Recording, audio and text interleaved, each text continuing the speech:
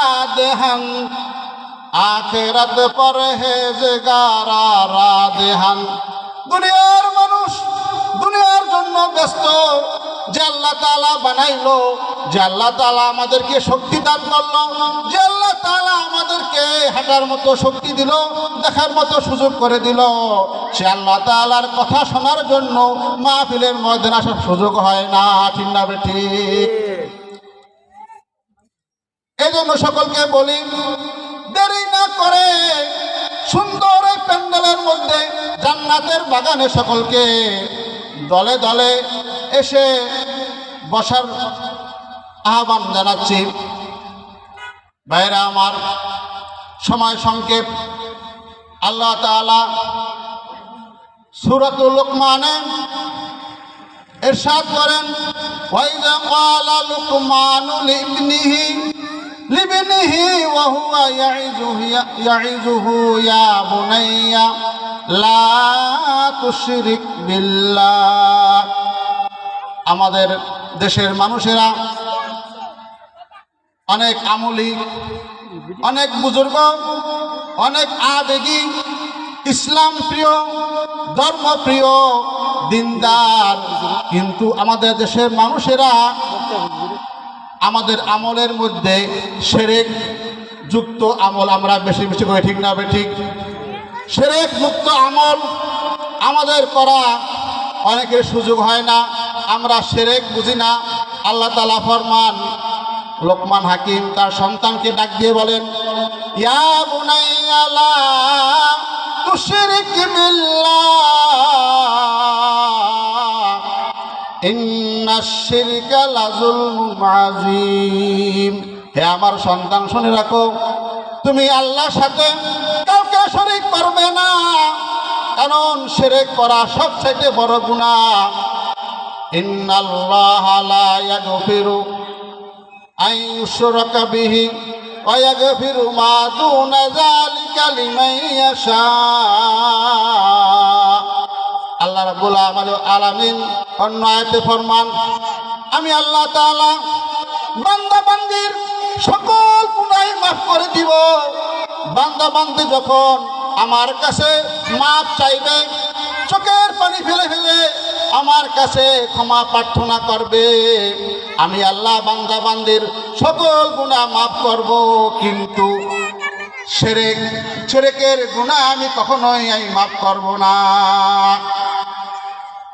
আল্লাহ বলেন, আমি শিরক কখনো মাফ করব না।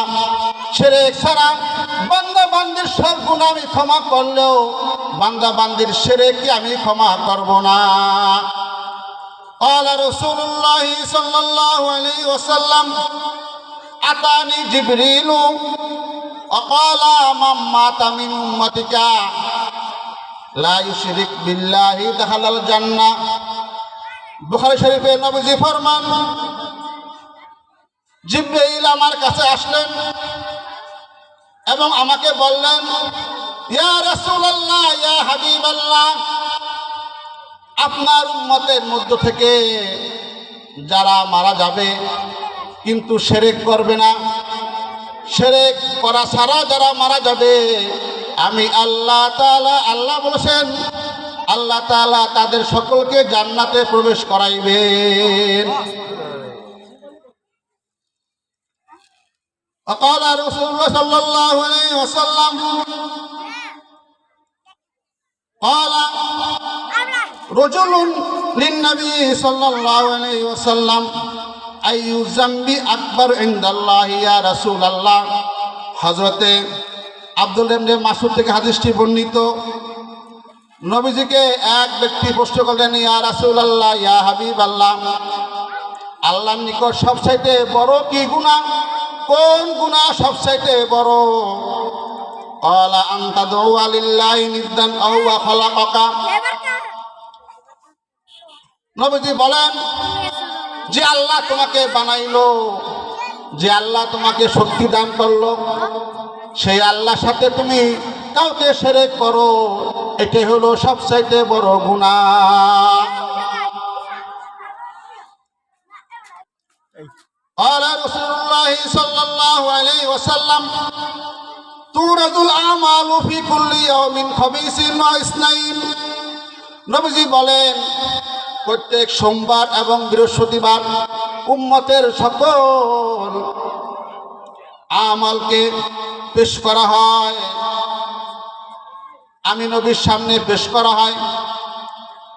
ফায়গুফারু লিকুল্লি মান লা ইউশরিক বিল্লাহি শাইআন। অতঃপর উম্মতের গুনাহগুলি ক্ষমা করে দেওয়া হয় শুধুমাত্র ওই ব্যক্তি ব্যতীত যেই ব্যক্তি আল্লাহর সাথে কাউকে শিরক করে। গ্রামগঞ্জের মানুষেরা শিরক কি জিনিস বুঝে না, ঠিক না বেঠিক? মানুষ মুরিদ হয়ে যায়, পীর ধরে। মুরিদ হওয়া, পীর ধরা নিষেধ না। ইসলাহে নফসের জন্য, আল্লাহর মুহাব্বত হাসিলের জন্য, নবী পাক সাল্লাল্লাহু আলাইহি ওয়াসাল্লামের শাফাআত লাভের জন্য পীর ধরা, মুরিদ হওয়া অত্যন্ত জরুরি। কিন্তু যেখানে গেলে শিরক হয়, শিরকের গুনাহ হয়, সিজদা করা হয় পীরকে, কবরকে, মাজারকে, ওই সকল দরবারে, ওই সকল পীরের কাছে যাওয়া একদম হারাম, ঠিক না বেঠিক? কথা বলে না, একদম হারাম।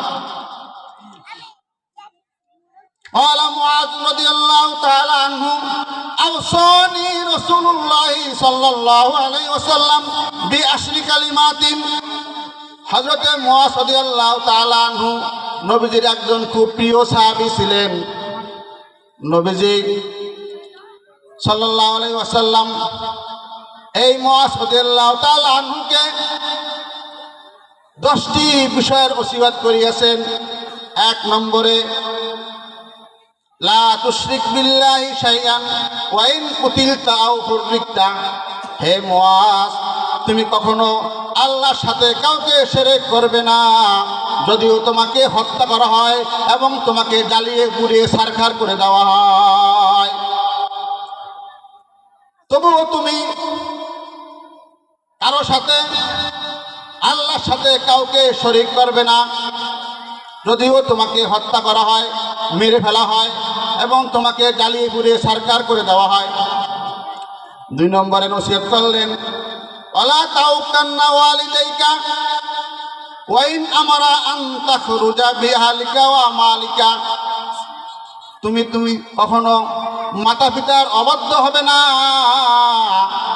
মাতা পিতাকে কষ্ট দিবে না, তাদের নাফরমানি করবে না, যদিও তোমাকে তোমার মাতা পিতা সকল সম্পত্তি থেকে ত্যায্য করে দেয়, বের করে দেয় এবং তোমাকে তোমার স্ত্রীকে তালাক দিতে বলে, তবুও তুমি মাতা পিতার অবাধ্য হবে না। হযরতে ইসমাঈল নবী আলাইহিস সালাতু ওয়াস সালাম ছিলেন ফিলিস্তিনে, মক্কার পাশে মরুভূমিতে। মা হাজেরা এবং ইসমাঈলকে রেখে গেলেন। মাঝে মাঝে দেখতে আসেন আমার ছেলে এবং স্ত্রী কেমন আছে। আস্তে আস্তে মক্কা নগরীতে ইসমাঈল এর ছেলে ইব্রাহিম, ইব্রাহিমের ছেলে ইসমাঈল, তিনি বড় হতে থাকে। এক পর্যায়ে বিবাহ করে। একদিন ফিলিস্তিন থেকে ইব্রাহিম নবী ইসমাঈলকে দেখার জন্য বাড়িতে আসলেন। আচ্ছা, দেখে যে বাড়িতে ইসমাঈল নাই। সালাম দিলেন, আসসালামু আলাইকা, আসসালামু আলাইকুম। সালামের উত্তর দিল ভিতর থেকে এক মহিলা কণ্ঠ। বাইরে থেকে জিজ্ঞাসা করলেন, ইসমাঈল কোথায়? মহিলা বলল, সে কাজে গিয়েছে, রিজিকের তালাশে গিয়েছেন, ঘরে নাই, সন্ধ্যায় ফিরবে। ইব্রাহিম আলাইহিস সালাতু ওয়াস সালাম কিছুক্ষণ বসে আবার চলে গেলেন এবং বললেন, শোনো, ইসমাঈল আসলে বলবে ঘরের চৌকট যেন পাল্টাইয়া ফেলায়। সন্ধ্যাবেলায় ইসমাঈল বাড়িতে আসলেন। এসে দেখে যে ঘরে কেউ আসছে, কিছু আলামত আছে। বিবিকে জিজ্ঞাসা করে, ঘরে কেউ আসছিল নাকি? বিবি বলে হ্যাঁ, একজন বৃদ্ধ মানুষ লম্বা জামা গায়ে পাগড়িওয়ালা লোক আসছিল, তিনি তো আমার পিতা ইব্রাহিম আলাইহিস সালাতু ওয়াস সালাম। তিনি কি বলেছেন? বিবি বলে শোনো, ওই বৃদ্ধ লোকটি বলেছেন ঘরের চৌকাঠ পাল্টাইতে। বিবি ডাক দিয়ে বলে ঘরের চৌকাঠ পাল্টাইতে বলেছেন। ইসমাইল বলে শোনো, আমার আব্বা বলেছেন তোমাকে তালাক দেওয়ার জন্য। চৌকাঠ পাল্টানোর অর্থ হইল এই বিবিকে রাখা যাবে না, এই বিবিকে তালাক দিয়ে দাও।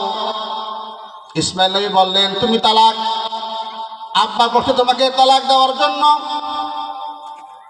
আবার কিছুক্ষণ পরে ইব্রাহিম নবী ফিলিস্তিন থেকে মক্কা নগরীতে ইসমাইলের বাড়িতে আসলেন। ইতিমধ্যে ইসমাইল আবার বিবাহ করেছেন। আইসা সালাম দিলেন, এখনো ইসমাইল ঘরে নাই। ঘর থেকে সালামের উত্তর নেওয়া হলো এবং বললেন যে আপনি একটু বসেন, বিশ্রাম করেন। পানি আগায় দিল, খাবার দাবার যা ছিল ঘরে পেশ করল। বললেন যে ইসমাইল কোথায়? সে তো বাজারে কাজকর্ম করতে গিয়েছে, সন্ধ্যাবেলায় আসবে। ইব্রাহিম বলেন সন্ধ্যায় আসলে ইসমাইলকে বলবে ঘরের চৌকাঠ ঠিক আছে, পাল্টাইতে নিষেধ করেছেন, এই খবরটা তাকে পৌঁছাইয়ে দিবে। সন্ধ্যাবেলায় ইসমাইল আসলে দেখে যে ঘরে কেউ আসার আলামত আছে। বিবি সাহেব বলে হ্যাঁ আসছিল, এক বৃদ্ধ পুরুষ পাগড়িওয়ালা জামা গায়ে, আমি তাহাকে বসতে দিয়েছি, তাকে ঘরে খাবার যা ছিল তা পেশ করেছি। বলে যে সে তো আমার বাবা কি বলেছেন? বিবি সাহেব বলেন তিনি বলেছেন ঘরের চৌকাঠ ঠিক আছে, পাল্টাইতে নিষেধ করেছেন। ইসমাইল বলে শোনো, বাবা বলেছে তুমি ঠিক আছো, তোমাকে তালাক দিতে নিষেধ করেছে। সুবহানাল্লাহ না? এই জন্য নবীজি বলেন ওয়াইন আমরা আনতাখরুজা বিআলিকা ওয়া মালিকা, যদি তোমাকে তোমার সম্পত্তি থেকে বের করে দেয়, স্ত্রীকে তালাক দিতে বলে, তবু তুমি তাদের পিতা মাতার অবাধ্য হয়েও না। পিতা মাতাকে সম্মান করিও, শ্রদ্ধা করিও, তাদের কথা মান্য করিও। বুখারী শরীফে রাসূল পাক সাল্লাল্লাহু আলাইহি ওয়াসাল্লাম লম্বা একটি ঘটনা নিয়ে এসেছেন। সময় সংক্ষেপ, বলার সময় নাই। এই যুগে সন্তানেরা বন্ধু বান্ধবকে আপন মনে করে, মা বাবাকে পর মনে করে, ঠিক না বেঠিক? মা বাবা হয় বুড়া বুড়ি, বন্ধু হয় আপন। বন্ধুকে খাওয়ায়, তার সাথে আড্ডা দেয়, ঘরে পিতা মাতার সাথে দুর্ব্যবহার করে, ডান দিকে যেতে বলে বাম দিকে চলে যায়, আর বলে তুমি বোঝো কি? কথা ঠিক না বেঠিক? আল্লাহ তাআলা আমাদের সকলকে শিরক মুক্ত আমল করার তৌফিক দান করুন এবং পিতামাতার খেদমত করে জান্নাত কামনা করার তৌফিক দান করুন। আল্লাহুম্মা আমিন। আমা তৌফিক ইল্লা বিল্লাহ।